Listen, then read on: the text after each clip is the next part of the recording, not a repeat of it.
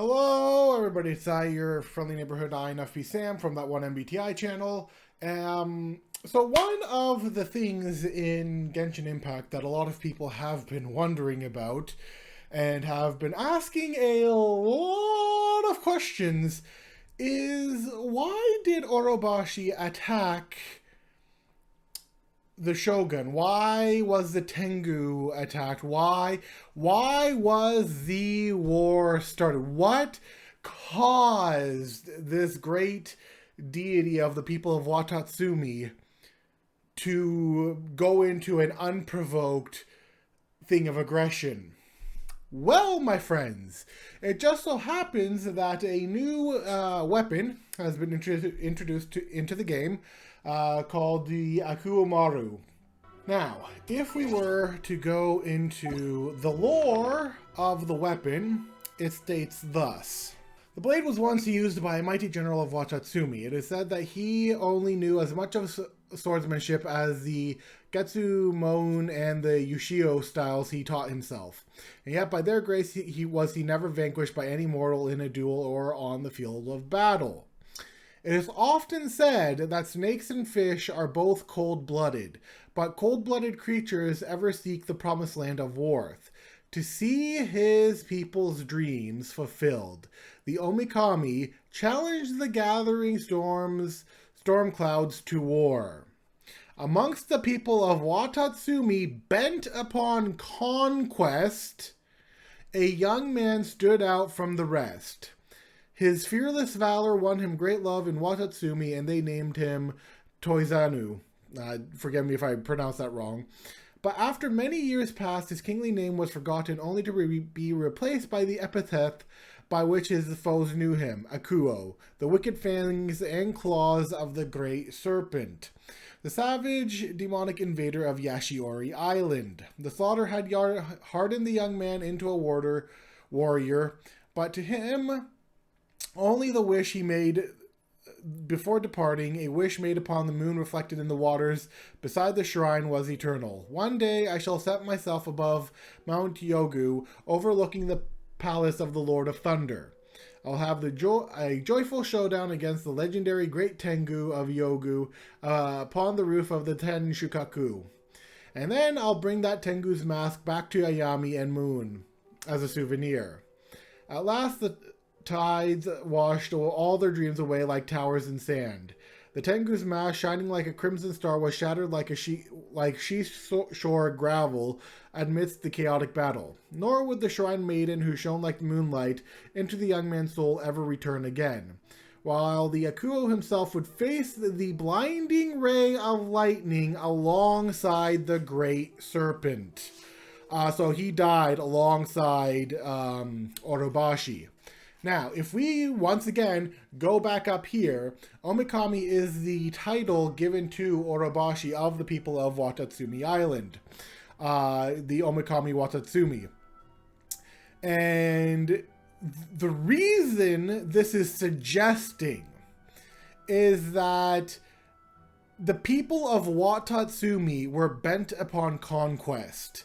They wanted the war. They wanted to invade the land. And so their god, their deity, their patron, fulfilled their wish and went and attacked the storms to bring about the war the people of Watatsumi were requesting. Now, reading upon the legend of Watatsumi and the Great Serpent, and how every source said that it was unprovoked, but was it truly unprovoked? A lot of people have had interesting theories about why it attacked, but that sword canonically states that the people of Watatsumi were bent upon conquest. They wanted to conquer. They wanted to go on a conquest to Yashiori and make it part of their land, to be part of greener pastures, if you will. These people were not as peaceful as one may seem. They were not the ones who joined Orobashi. Orobashi was the one who joined them. And I would argue, my theory is that Orobashi did it in order to save them. Perhaps Orobashi, being the kind god that they all revere him to be, perhaps he did it to protect the people of Watatsumi. Yes, it would be a bloody battle, but if his death would make them not all perish, then by all means. So my theory is that the people of Watatsumi wanted to move on from their land, from this island, and the next island over is of course Yashiori. And so they wanted to conquer this place and make it part of their own.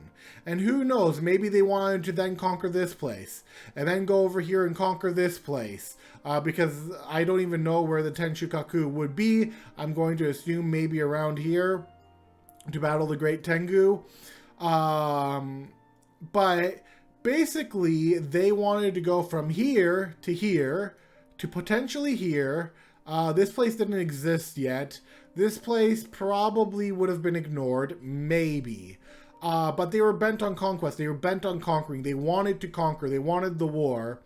And the story says that in order to fulfill their wish, these Orobashi went, or the Omikami, the title of Orobashi, went and provoked the gathering storm clouds to war, which inevitably ended up getting him killed because of the power-hungry greed of the people of Watatsumi Island of back then. He did not attack because he wanted to, I believe. I believe he attacked because he had no choice. Because if he did not attack, if he did not challenge the storm clouds, if he did not go forward, could it be possible that Watatsumi might have been wiped off the map? We don't know for sure, but the story of the blade would suggest that's how it went down, and the general in that story, Akuo, as he would become known, he was known as the claws and fangs of the serpent. And he, alongside Orobashi, fought the Raiden Shogun as the Raiden Shogun took them both down. It was never unprovoked. It was except by the people. The snake attacking seemed unprovoked by everybody else. But to the people of Watatsumi, he was only fulfilling their wish. And because he was fulfilling their wish, he ended up getting himself killed in order to potentially save them, protect them, whatever the case may be. If he attacked first, if he was the one who committed the aggression first, then perhaps most of the sin would be put on him and not onto the people he long sought to protect. Anyways, that's just my theory based on the lore of the sword, and we're going to be getting new swords that are going to tell, or not swords, new weapons that are hopefully going to tell a little bit more about this legend. But at this point of time, I fully believe that the people of Watatsumi got Orobashi killed due to their desire to conquer.